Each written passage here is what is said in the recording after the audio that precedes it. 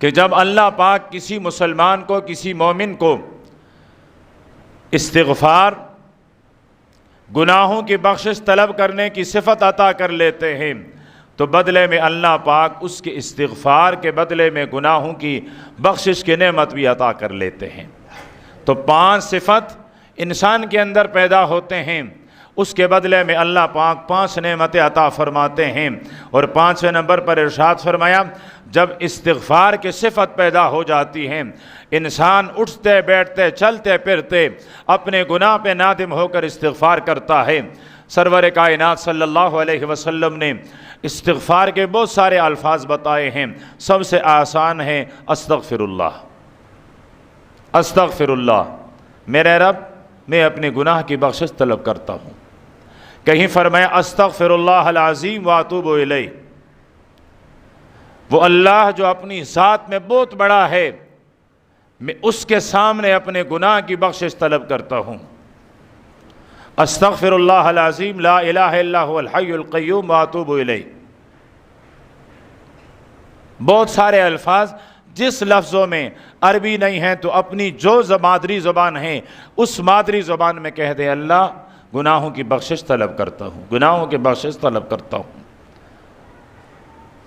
سورہ نوح میں اللہ پاک نے ذکر فرمایا ہے، حضرت نوح علیہ السلام سے حکایتاً ذکر کرتے ہوئے، استغفروا ربکم، اپنے رب سے اپنے گناہوں کی بخشش طلب کر لو، انہ کان غفارا، اس لیے کہ وہ بہت بخشنے والا ہے، بہت بخشنے والا ہے۔ اللہ پاک فرماتے ہیں، میرے رحمت کے ہاتھ دن میں بھی پہلے ہوئے ہیں، رات میں بھی پہلے ہوئے ہیں۔ رات میں میرے رحمت کے ہاتھ پہلے ہوئے ہیں، دن کے گناہگار آئیں گے استغفار طلب کریں گے، میں ان کو بخش دوں گا۔ دن میں میرے ہاتھ بخشے ہوئے ہیں، رات کے گناہگار آئیں گے استغفار طلب کریں گے، میں ان کے گناہوں کی بخشش کر دوں گا۔ وہ بڑا غفار ہے، بخشتا ہے۔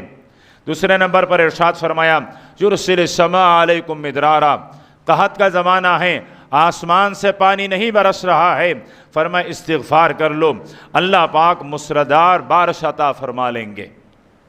زمین کی آبادی میرے اور آپ کے استغفار پر موقوف ہے۔